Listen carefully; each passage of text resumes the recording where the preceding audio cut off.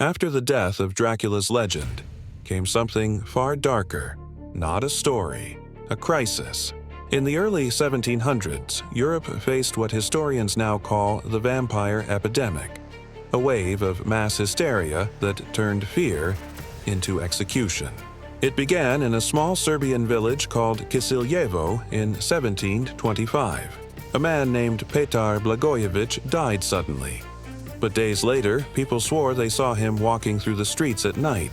Neighbors claimed he knocked on doors, whispering their names.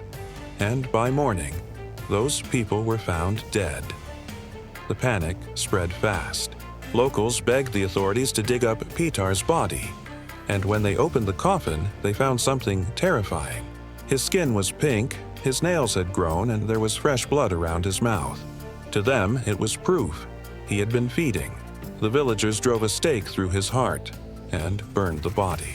The so-called vampire plague had begun. Over the next 2 decades, reports of vampires exploded across Serbia, Hungary, and Austria. Entire towns refused to bury the dead. Families guarded graves at night, afraid the corpses would rise.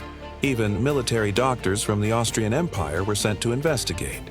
And some, like surgeon Johann Flickinger, wrote official reports describing vampiric phenomena. It wasn't myth anymore, it was government business.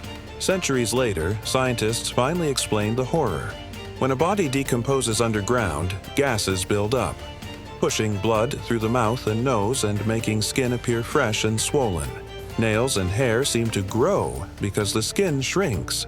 What the villagers thought were signs of life were just nature's grim illusions.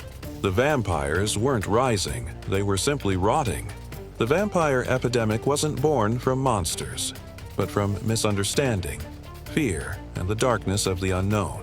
Dracula may have been a man, but these vampires were the nightmares of ordinary people trying to explain death itself. If you enjoy the real legends behind horror myths, don't forget to like, share, and follow.